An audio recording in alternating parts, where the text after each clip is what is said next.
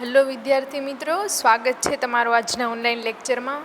તો આજના ઓનલાઈન લેક્ચરમાં આપણે ઝૂલોજી સેમેસ્ટર 3માં જે ફંક્શનલ એનાટોમી ભણવાની છે. આપણે ઓલરેડી ફ્રોગ સ્ટાર્ટ કરી દીધો છે.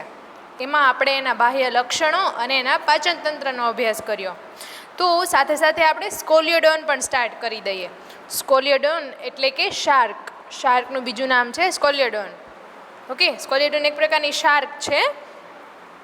તો એની આપણે ફંક્શનલ એનાટોમી ભણવાની છે. એમાં આપણે એના એક્સટર્નલ ફીચર્સ એટલે કે એના જે બાહ્ય લક્ષણો છે, પછી ડાયજેસ્ટિવ સિસ્ટમ તો કે એના પાચન તંત્રનો અભ્યાસ કરવાનો છે, પછી એના શ્વસન તંત્રનો એટલે કે રેસ્પિરેટરી સિસ્ટમનો, પછી એના રુધિરાભિસરણ તંત્રનો એટલે કે બ્લડ વાસ્ક્યુલર સિસ્ટમ છે, એમાં કયા કયા પર્ટિક્યુલર ફંક્શન આવેલા હોય છે એના, અને લાસ્ટમાં આપણે એના નર્વસ સિસ્ટમ એટલે કે ચેતાતંત્રનો અભ્યાસ કરવાનો છે. ઓકે, તો સ્કોલિયોડોન છે એ આપણે જાણીએ છીએ એક પ્રકારની શાર્ક છે. શું છે? એક પ્રકારની શાર્ક માછલી છે. તે ક્યાં જોવા મળે છે? તે હંમેશા ખુલ્લા દરિયામાં જોવા મળે છે અને ફ્રી લિવિંગ હોય છે અને ઝડપથી તરતી હોય છે. ઓકે, પહેલાં આપણે એનું વર્ગીકરણ જોઈએ, એટલે કે સિસ્ટેમિક પોઝિશન એનું શું હોય છે, ક્લાસિફિકેશનમાં એનું વર્ગીકરણ કેવી રીતે થાય છે. તો ફાઇલમ આપણે એનો જોઈએ તો ફાઇલમ હોય છે કોર્ડેટા અને સબ ફાઇલમ છે ગેનેથોસ્ટોમેટા. સુપર ક્લાસ એ પાઇસિસમાં આવે છે. ઓકે, અને એનો ક્લાસ કયો છે? કોન્ડ્રિક્થિસ છે. ઓર્ડર જોઈએ તો આપણે સ્ક્વેલિફોર્મ્સ છે અને ફેમિલી છે કાર્કિરીનીડી. ઓકે, જીનસ સ્પીસીસ જોઈએ આપણે તો સ્કોલિયોડોન અને સ્પીસીસ છે સોરાક્વો. શું છે? સોરાક્વો એની સ્પીસીસ છે. જીનસ આપણે શું છે? સ્કોલિયોડોન. ઓકે, તો આપણે સ્કોલિયોડોનનું શું કરવાનું છે? એક્સટર્નલ ફીચર્સ અને એનો પાચન તંત્ર આજે જોઈશું. પછી આપણે એનું રેસ્પિરેટરી સિસ્ટમ, બ્લડ વાસ્ક્યુલર અને નર્વસ સિસ્ટમ વિશે અલગ અલગ લેક્ચરમાં આપણે વાત કરીશું. તો આપણે વાત કરીએ એમ સ્કોલિયોડોન શું છે? એક પ્રકારની શાર્ક માછલી છે. તે ક્યાં જોવા મળે છે? ખુલ્લા દરિયામાં એમ, અને મુક્ત રીતે ફ્રી લિવિંગ હોય છે અને બહુ ઝડપથી તરતી માછલી છે. તેનું શરીર જોઈએ આપણે તો કેવું હોય છે? લોંગ હોય છે, બહુ જ લાંબુ હોય છે અને પશ્વ બાજુએથી એ ચપટું હોય છે. કેવું હોય છે? પશ્વ બાજુથી એ ચપટું હોય છે અને પશ્વ બાજુ કેવું ચપટું છે અને વચ્ચે કેવું હોય છે? પહોળું. પશ્વ બાજુએથી ચપટું, લાંબુ અને છેડે પણ કેવું હોય છે? સાંકડું હોય છે. અને આપણે જોઈએ એને અલગ અલગ પ્રકારની ફિન્સ એટલે કે મીન પક્ષો આવેલી હોય છે. આગળ આપણે જોઈએ કયા કયા પ્રકારની ફિન્સ હોય છે. કોર્ડલ હોય છે, પછી પેક્ટોરલ હોય છે, પેલ્વિક હોય છે. અલગ અલગ જે સ્થાન પર એનું મીનપક્ષ આવેલું હોય એના પરથી એનું નામ પડેલું હોય છે. મીનપક્ષ છે એને તરવામાં મદદરૂપ થાય છે. ઓકે, તો હવે જોઈએ એનું શરીર છે એને 3 ભાગમાં વહેંચી શકાય છે. એનું જે શરીર હોય છે, શીર્ષનો ભાગ, પછી ધડનો અને આ લાસ્ટ વન છે એ પૂંછડીનો ભાગ. એટલે કે એનું બોડી 3 સેગમેન્ટમાં ડિવાઇડેડ થાય છે: હેડ, ટ્રંક એન્ડ ટેઇલ. ઓકે, તો સૌથી પહેલાં આપણે જોઈએ એનું જે શીર્ષ હોય છે, માથું કેવું હોય છે? પૃષ્ઠવક્ષ બાજુએથી ચપટું હોય છે અને મુખના આગળના ભાગે તુંડ આવેલું હોય છે. શું આવેલું હોય છે? તુંડ.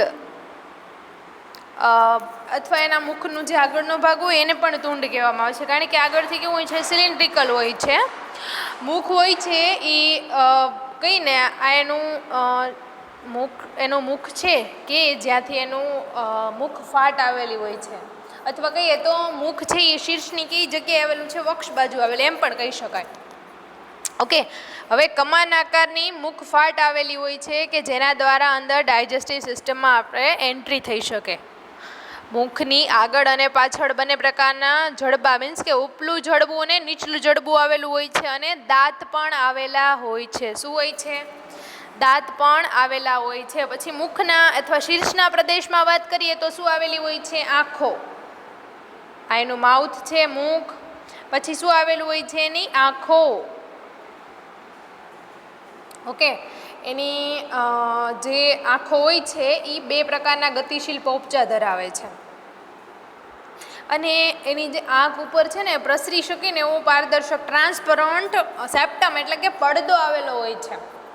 ઓકે, અને તુંડ કહીએ કે જે આગળનું એનું ભાગ છે ત્યાં નોસ્ટ્રીલ એટલે કે આપણે કહીએ ને નસકોરાના છિદ્ર આવેલા હોય, એના દ્વારા જે રેસ્પિરેશન કરે છે તો શું આવેલું હોય છે? નોસ્ટ્રીલ એટલે કે નસકોરાના છિદ્ર આવેલા હોય છે. હવે જોઈએ તો જે આંખની પશ્ચ બાજુએ પણ મીનપક્ષ પાસે 5 જોડ શું આવેલી હોય છે? ઝાલરફાટ. જો 5 જોડ 1 2 3 4 5 5 પેર ઝાલરફાટ એટલે કે ગિલ સ્લીટ આવેલી હોય છે, જે ક્યાં એનું જે ઝાલર ગુહા હોય છે ગિલ પાઉચ એની અંદર જે આપણો ફેરિંગ્સની અંદર કંઠનળીમાં ખુલે છે. ઓકે, તો મુખમાં શું શું આવેલું હોય છે? એક તો શીર્ષમાં એનું મુખ આવેલું હોય છે. મુખનો આગળનો ભાગ આપણે કીધું એમ કે તુંડ કહેવાય છે, અને આમ કહીએ ને તો મુખ એ શીર્ષની વક્ષ બાજુએ પણ આવેલું હોય છે. પછી મુખ ફાટ આવેલી હોય છે, એની ઉપર આંખો આવેલી હોય છે. નોસ્ટ્રીલ એટલે કે જે નસકોરાના છિદ્ર આવેલા હોય છે. અને મીન પક્ષ પાસે શું આવેલું હોય છે? ઝાલર ફાટો ગિલ સ્લીટ આવેલી હોય છે. ઓકે, 5 પેર યાદ રાખજો. હવે ધડની વાત કરીએ તો ધડમાં શું શું આવેલું હોય છે? આપણે વાત કરી કે આ એનો પ્રદેશ છે, એને શું કહેવામાં આવે છે? ધડ પ્રદેશ કહેવામાં આવે છે. કે શીર્ષની પાછળનો ભાગ હોય એને શું કહેવાય? ધડ પ્રદેશ, જેની શરૂઆતમાં એક જોડ સ્કંદ મીનપક્ષથી થાય છે. જુઓ, આ જે છે એને શું કહેવાય છે? સ્કંદ મીનપક્ષ કહેવાય છે. પેક્ટોરલ ફિન પણ આપણે એને કહી શકીએ ઇંગ્લિશમાં. અને એનો જે બીજો છેડો હોય ધડનો, એને વક્ષ બાજુએ નાનો પંખા આકારના નિતંબ મીનપક્ષની એક જોડ આવેલી હોય છે. શું આવેલું હોય છે? નિતંબ મીનપક્ષ એટલે કે જે પેલ્વિક ફિન કહીએ આપણે એ ત્યાં આવેલી હોય છે, પેક્ટોરલ અને પેલ્વિક. હવે ધડમાં પૃષ્ઠ મધ્ય રેખા એટલે કે એની વચ્ચેની આ લાઈન તમે જોઈ શકો છો, એને આપણે શું કહીએ છીએ? લેટરલ લાઈન પણ કહેવામાં આવે છે, જે એને તરવામાં અને હાઇડ્રોસ્ટેટિક પ્રેશર જાળવવામાં મદદ કરે છે. ઇવન દિશા સૂચન ડાયરેક્શન માટે પણ આ જે લેટરલ લાઈન છે અથવા પૃષ્ઠ મધ્ય રેખા એને કહેવાય છે, એનું ફંક્શન હોય છે. પૂંછડીની વાત કરીએ તો ધડ અને જે પૂંછડી હોય છે એની વચ્ચે પૃષ્ઠ અને જે વક્ષ બાજુ હોય એની પર 2 ખાડા હોય છે, અને આ ખાડા હોય એને શું કહેવાય? પૂચ્છ ખાદ કહેવાય. અને જે એનો પાછળનો ભાગ હોય એ પૂંછડી તરીકે ઓળખાય છે. જુઓ, આ 2 ખાડા છે અહીંયા અને અહીંયા, એની પાછળનો આ છે શું છે? એ છે ટેઇલ. ઓકે, હવે આપણે જોઈએ આગળ એની આપણે અહીંયા વાત કરી લે ક્યાં ક્યાં જોવા મળે છે. વાઇલ્ડલી ડિસ્ટ્રીબ્યુટેડ હોય છે એટલે મોસ્ટલી બધે જોવા મળે છે. આપણે એને ઇન્ડિયન ડોગફિશ પણ કહી શકીએ છીએ. આમ સ્કોલિયોડોન છે, શાર્ક છે અને ડોગફિશ પણ કહેવામાં આવે છે. એનું જે હેબિટેટ છે એ કેવું છે? મરીન છે. શું ખાય છે પોતાના ફૂડ તરીકે? શેનો યુઝ કરે? એક તો ક્રેબ છે, કરચલા છે, લોબસ્ટર છે, વોર્મ્સ છે અલગ અલગ, અને ફિશ છે, એનાથી નાની માછલી હોય એનો ફૂડ તરીકે યુઝ કરે છે. તેને આપણે ફર્ટિલાઇઝેશન જોઈએ તો કેવું હોય છે? ઇન્ટરનલ ફર્ટિલાઇઝેશન જોવા મળે છે, પણ ડેવલપમેન્ટ કેવું છે? ડાયરેક્ટ. આઈધર એગમાંથી અંદર પછી કોઈ લાર્વાનું ફોર્મેશન થતું નથી, ડાયરેક્ટ એનો જે ડેવલપમેન્ટ હોય વિકાસ ડાયરેક્ટ થાય છે. શેપ, સાઇઝ, કલરની વાત કરીએ, બહુ લોંગ હોય છે, પૃષ્ઠ વક્ષ બાજુએથી ચપટું હોય છે, અને 30 થી 60 સેન્ટીમીટર જેટલી લાંબી હોય છે. કલરની વાત કરીએ તો ડાર્ક ગ્રે અને પેલ વ્હાઇટ જેવો કલર હોય છે એનો, અને રફ સરફેસ હોય છે. કેવું હોય છે? રફ, કારણ કે એ ભીંગડા ધરાવતી હોય છે. એનું જે શરીર હોય છે એનું ઉપર અલગ અલગ પ્રકારના ભીંગડા હોય છે, એટલે કે અલગ અલગ સ્કેલ આવેલા હોય છે. એમાં સ્પેશિયલી પ્લેકોઇડ નામના સ્કેલ આવેલા હોય છે. બોડી ડિવિઝનની આપણે વાત કરી કે હેડ, ટ્રંક એન્ડ ટેલ એટલે કે શીર્ષ, ધડ અને પૂંછડીમાં વિભાજિત છે. ફિન્સ પણ અલગ અલગ મીન પક્ષો આવેલા છે. મીડિયન છે, કોર્ડલ છે, પેડ એટલે કે એક જોડ પેક્ટોરલ છે અને એક જોડ પેલ્વિક છે, એમ 5 એનામાં મીન પક્ષો આવેલા હોય છે. ઓકે, આ તમે અહીંયા જોઈ શકો છો એનું સ્ટમકની એની આકૃતિ પણ અહીંયા ક્લિયરલી દેખાય છે. સ્કિનની વાત કરીએ તો રફ હતી શેના કારણે? કારણ કે એની ઉપર અલગ અલગ સ્કેલ આવેલા હોય છે, પ્લેકોઇડ સ્કેલ. પ્લેકોઇડ સ્કેલની રચના અહીં બતાવેલી છે. કેવા પ્લેકોઇડ સ્કેલ જોવા મળે છે? એપિડર્મિસ જોઈએ તો એ એપિડર્મિસ મ્યુકસ ગ્લેન્ડ ધરાવે છે. શું ધરાવે છે? Mucus gland.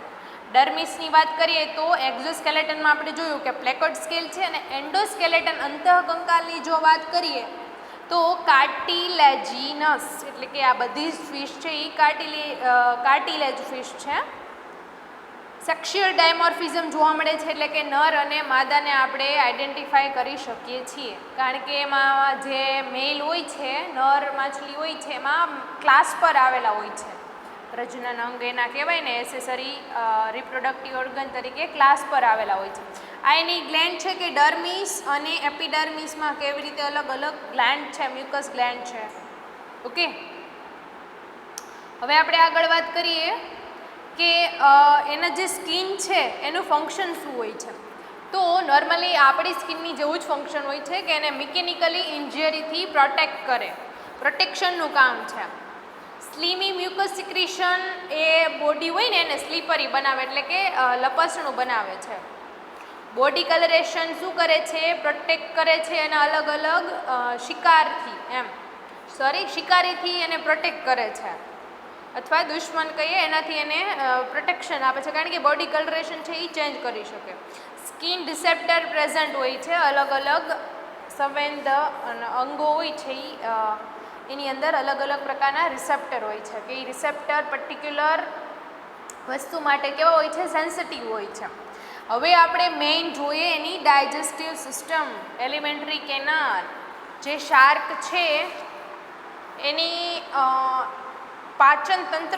પાચનતંત્રમાં જોઈએ આપણે કે એલિમેન્ટરી કેનાલ હોય અને એસોસિએટ ગ્લેન્ડ હોય, કે એટલે કે સહાયક જે પાચક ગ્રંથિઓ અને પાચન નળી બેમાં આપણે પાચન તંત્રને ડિવાઈડ કરીએ છીએ. પાચન નળીની અંદર અલગ અલગ અંગો જ આવેલા હોય છે, એના પાર્ટ્સ આવેલા હોય છે કે પર્ટિક્યુલર ખોરાક હોય ને આગળ ધકેલવામાં મદદ કરે છે. જ્યારે પાચક ગ્રંથિઓ છે એ પાચક રસનો સ્ત્રાવ કરે છે, જેના લીધે જે ફૂડ પાર્ટિકલ્સ હોય છે, જે ખોરાકના કણો હોય છે એ મોટા ઘટકોમાંથી નાના ઘટકોમાં ફેરવાય છે, જે આપણું બોડી છે એ શોષી શકે એવા ફોર્મમાં ફેરવાય છે.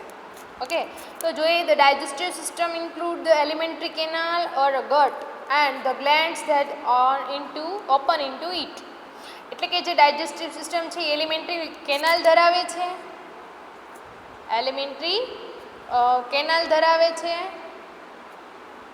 અને શું ધરાવે છે? બીજું છે એ ગ્લેન્ડ ધરાવે છે. તો ગ્લેન્ડમાં આપણે અલગ અલગ ભણીએ કે લીવર છે, પેનક્રિયાસ છે, એ બધી શું છે? અલગ અલગ ગ્રંથિઓ છે કે જે પોતાના પાચક રસોનો સ્ત્રાવ કરે છે અને ફૂડ પાર્ટિકલને ડાયજેસ્ટ કરે છે. Okay, digestion is the process of simplification of the complex food material which can be absorbed and assimilated by the body. આપણને ખબર છે કે પાચન શું છે. પાચન એક એવી વસ્તુ છે કે જે આપણે ફૂડ ખાઈએ છીએ, ખોરાકના કણો ખાઈએ છીએ, એ નોર્મલી જોઈએ છીએ કે બહુ મોટા હોય છે, કે એ આપણી જે એલિમેન્ટરી કેનાલની જે દિવાલ હોય છે એ શોષી શકતી એ ફોર્મમાં ન હોય. જ્યારે આપણે પાચક તંત્રની વાત કરીએ તો મોઢાથી શરૂ કરીને મળદ્વાર સુધી લંબાયેલું હોય.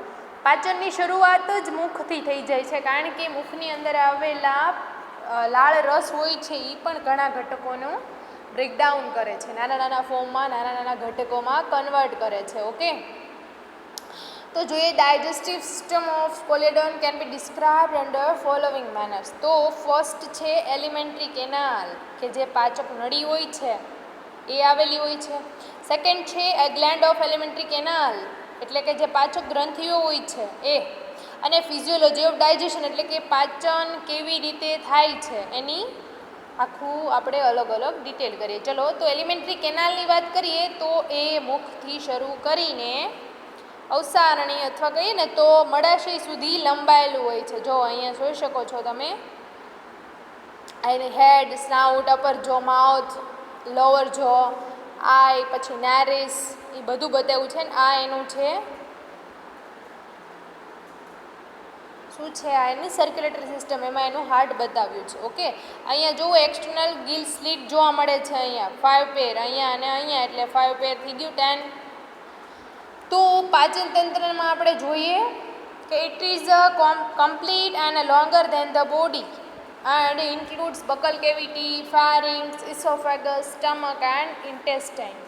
કે જેનું પાચક તંત્ર છે એ કમ્પ્લીટ છે, એટલે કે પૂર્ણ પાચન તંત્ર છે, કે એના બોડી કરતાં પણ વધારે લાંબુ હોય છે. ઓકે, કે જેમાં શું આવેલું હોય છે?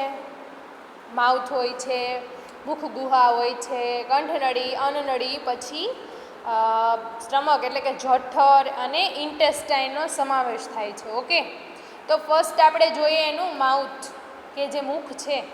નોર્મલી જોઈએ તો શીર્ષની ક્યાં આવેલું હોય છે? શીર્ષની અગ્રવક્ષ બાજુએ આવેલું હોય છે, અને અર્ધચંદ્રાકાર શું આવેલું હોય છે? એની મુખ ગુહા આવેલી હોય છે. અર્ધચંદ્રાકારે એની મુખ ગુહા આવેલી હોય છે. Crescentic ventral with upper and lower jaw, ઉપલું જડબું ને નીચલા જડબા દ્વારા એ આવરિત હોય છે. ઓકે, હવે મુખ છે એ ક્યાં ખુલે છે? મુખ ગુહામાં, એટલે બકલ કેવિટીમાં ખુલે છે. બકલ કેવિટીની વાત કરીએ તો એ જે બે જડબા હોય છે એનાથી આવરિત હોય છે, મુખ ગુહા હોય છે. મુખ ગુહાની જે અંદરની બાજુ હોય ત્યાં શું આવેલું હોય છે? ઘણી બધી મ્યુકસ ગ્લેન્ડ આવેલી હોય છે, એટલે કે શ્લેષ્મ ગ્રંથિઓ આવેલી હોય છે. બધા એનિમલમાં એવું હોતું નથી, કારણ કે સ્કોલિડન એક એવું એનિમલ છે કે એનામાં ઇન્ટરનલી આપણે જોઈએ તો એની બકલ કેવિટીમાં કોઈપણ પ્રકારની મ્યુકસ ગ્લેન્ડ પ્રેઝન્ટ હોતી નથી. ઓકે, કોઈપણ પ્રકારની ગ્લેન્ડ પ્રેઝન્ટ હોતી નથી. બાકી આપણે જોઈએ તો ત્યાં શું આવેલી હોય છે? સેલેવરી ગ્લેન્ડ આવેલી હોય છે, જે સલાઈવાનું સિક્રિશન કરે છે. એમાં દાંત આવેલા હોય છે, જીભ આવેલી હોય છે. દાંત કેવા પ્રકારના હોય છે? સમદંતી, અથવા એને હોમોડન્ટ કહીએ છીએ. ઓકે, હવે આમ કહીએ ને, જે જીભ આવેલી હોય છે અથવા સ્નાયુ રહિત જીભ હોય, શું કરે છે? ખોરાકને પકડવા માટે યુઝ થાય છે એનો.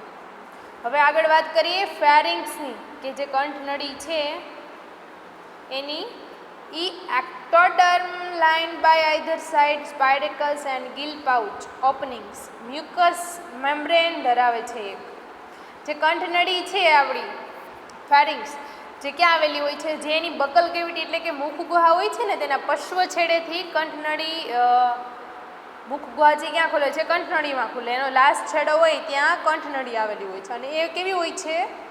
મ્યુકસ મેમ્બ્રેન એટલે કે શ્લેષ્મયુક્ત એનું સ્તર આવેલું હોય છે. ઓકે, અને એની જે પાર્શ્વ બાજુ હોય છે વેન્ટ્રલ સાઈડ, ત્યાં શું આવેલું હોય છે? ગિલ પાઉચ ઓપનિંગ, કે જે આપણે કીધું કે ઝાલર ફાટો હોય છે 5 જોડ, એની ઓપનિંગ આવેલું હોય છે. હવે વાત કરીએ આપણા ઇસોફેગસની, એટલે કે અન્નનળીની વાત કરીએ, કે જે કંઠનળી હતી એ ક્યાં ખુલે છે? પહોળી અન્નનળીમાં ખુલે છે. એ પણ કેવી છે? શોર્ટ, ટૂંકી છે પણ વાઇડ છે, પહોળી છે, થીક, જાડી અને લોન્જિટ્યુડિનલ ફોલ્ડ ઓફ મ્યુકસ મેમ્બ્રેન. એમાં આયામ સ્તરની અલગ અલગ ગળીઓ આવેલી હોય છે. લોન્જિટ્યુડિનલ ફોલ્ડ ઓફ મ્યુકસ મેમ્બ્રેન, કોની? શ્લેષ્મ સ્તરની આયામ ગળીઓ આવેલી હોય છે. હવે આગળ જોઈએ સ્ટમક જોઈએ તો આપણું આ જે ઇસોફેગસ છે, અન્નનળી એ ક્યાં ખુલશે? જઠરમાં ખુલશે, સ્ટમકમાં ખુલશે. તો અન્નનળી આગળ વધી અને જે યુ આકારનું આપણું જોઈએ, મોસ્ટલી સ્ટમક કેવું હોય છે? યુ આકાર. અન્નનળી અને જે જઠર હોય છે, અહીંયા આપણે માની લઈએ કે અહીંયા અન્નનળી ફિનિશ થઈ ગઈ, તો અહીંયા એક પ્રકારનો અર્ધચંદ્રાકાર વાલ્વ આવેલો હોય છે. જે વાલ્વ છે ને આ બેકફ્લો અટકાવે છે.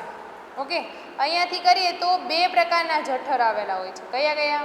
કાર્ડિયાક સ્ટમક અને પાયલોરિક સ્ટમક, એટલે કે હૃદયગામી જઠર અને ની જઠર. 2 પ્રકારના, એટલે આમ કહી દો એના પાર્ટના આધારે એના નામ હોય છે. અને એની અંદર પણ અલગ અલગ વાલ્વ્સ આવેલા હોય છે. એટલે આપણે કહીએ ને મુદ્રિકા વાલ્વ છે, પછી અંધ્યાંત્ર વાલ્વ છે, એ બધા જઠરમાં વાલ્વ આવેલા હોય છે, જે પણ બધા બેકફ્લો અટકાવે છે. એ બ્લાઇન્ડ સેક કહેવામાં આવે છે. અને સ્ફિન્ક્ટર વાલ્વ, આપણે આગળ વાત કરીએ એમ સ્ફિન્ક્ટર વાલ્વ આવેલા હોય છે. ઇસોફેગસ વાલ્વ આપણે વાત કરી કે ઇસોફેગસ અને જે સ્ટમક છે એની વચ્ચે આવેલો હોય છે. End of pyloric stomach bursa entiana present હોય છે. શું હોય છે? બુર્સા એન્ટીના પ્રેઝન્ટ હોય છે. હવે જે સ્ટમક છે એ ક્યાં ખુલશે? ઇન્ટેસ્ટાઇનમાં ખુલશે. અહીંયા આપણે જોયું કે પાયલોરિક વાલ પણ આવેલા હોય છે જ્યાં પાયલોરિક સ્ટમક ખુલતું હોય ત્યાં. હવે જે સ્ટમક છે એ ક્યાં ખુલશે? આંતરડામાં એટલે કે ઇન્ટેસ્ટાઇનમાં. ઓકે, જે ઇન્ટેસ્ટાઇનની અંદરની દિવાલ છે એ મ્યુકસ લાઇનિંગથી આવરિત હોય છે. કેવી હોય છે? અને સ્ટ્રેટ સીધી હોય છે અને પહોળી હોય છે. આંતરડું હોય છે એ પહોળું હોય છે, લાંબુ સ્ટ્રેટ એટલે કે સીધું હોય છે. અને એની અંદર છે ને શું આવેલું હોય છે? અંદરની દિવાલ અલગ અલગ મ્યુકસ લાઇનિંગ આવેલી હોય છે. બાઇલ અને જે પેનક્રિએટિક ડક્ટ હોય છે ત્યાં અંદર ખુલે છે. શું? બાઇલ ડક્ટ અને પેનક્રિએટિક ડક્ટ છે અંદર ખુલે છે. Scroll valve and move anti clockwise direction, કે ત્યાં શું આવેલું હોય છે? સ્ક્રોલ વાલ્વ આવેલો હોય છે જે આમ કહીએ ને એબ્ઝોર્બન્સની જે સપાટી હોય ને એમાં પણ વધારો કરે છે અને એની ડાયરેક્શન કેવી હોય છે? ક્લોકવાઇઝ હોય છે. ઓકે, ઘડિયાળની કમાન જેવા, અને એમ કહીએ ને એની દિશા તરફનું હોય છે, જેને શું કહેવાય? સ્ક્રોલ વાલ્વ કહેવામાં આવે છે. Scroll valve. રેક્ટમની વાત કરીએ એટલે કે મળાશયની, તો પાચન નળીનો સૌથી અંતિમ ભાગ છે ને શું કહેવાય? મળાશય. આ એક ટૂંકો અને સાંકડો ભાગ હોય, નલિકામય હોય છે. ઓકે, અને જે છે એ ક્યાં ખુલે છે? ક્લોએકામાં ખુલે છે, અવસારણીમાં ખુલે, એનસમાં ખુલે છે. ઓકે, ત્યાં રેક્ટલ ગ્લેન્ડ આવેલી હોય છે. શું આવેલું હોય છે? રેક્ટલ ગ્લેન્ડ આવેલી હોય છે. હવે આપણે વાત કરીએ, આ તો થઈ એલિમેન્ટરી કેનાલની વાત. હવે જોઈએ એસોસિએટ બધી અલગ અલગ ગ્લેન્ડ કઈ આવેલી હોય છે? તો કે એસોસિએટ ગ્લેન્ડ્સ છે કે જે સહાયક પાચક ગ્રંથિઓ આપણે કહીએ ને, સહાયક પાચક ગ્રંથિ. તો સહાયક પાચક ગ્રંથિમાં લીવર એટલે કે જે યકૃત છે, ગોલ બ્લેડર છે, પછી સ્વાદુપિંડ છે, રેક્ટલ છે અને સ્પ્લીન એટલે કે જે બરોળ છે એનો સમાવેશ સહાયક પાચન ગ્રંથિમાં થતો હોય છે. ઓકે, યકૃત છે તમને ખબર છે, યકૃત એ લાંબુ અને અલગ કલર ધરાવતું બે ખંડમાં વિભાજિત હોય છે. તે પણ અલગ અલગ ડાયજેસ્ટિવ એન્ઝાઇમનો સ્ત્રાવ કરે છે. ઓકે, અને એ ક્યાં ખુલે છે એનું જે, અને લીવરમાંથી બાઇલ જે હોય છે એનો સ્ત્રાવ થઈને ક્યાં જાય છે? ગોલ બ્લેડરમાં થાય છે. ગોલ બ્લેડરમાં એનો હંગામી ધોરણે સંગ્રહ થાય છે. ગોલ બ્લેડરની જે નલિકા હોય છે, પિત્તાશય કહીએ ને આપણે, એ પિત્ત નલિકા દ્વારા આંતરડામાં ખુલે છે. જે સ્મોલ ઇન્ટેસ્ટાઇન હોય છે એની અંદર ખુલે છે. પેનક્રિયાસ પણ એ દ્વિખંડી પાચક ગ્રંથિ જે છે અને શેનો સ્ત્રાવ કરે છે? એ પણ સ્વાદુ રસનો સ્ત્રાવ કરે છે. પેનક્રિએટિક જ્યુસનો સ્ત્રાવ કરે છે. એ જ્યુસ છે એ અલગ અલગ પ્રકારના જે ખોરાકના ઘટકો છે, આઈધર કાર્બોહાઈડ્રેટ છે, પ્રોટીન છે, લિપિડ છે, એ બધા ઘટકોનું પાચન કરે છે. કારણ કે જે પેનક્રિએટિક જ્યુસ છે એ અલગ અલગ પ્રકારના એન્ઝાઇમ ધરાવે છે.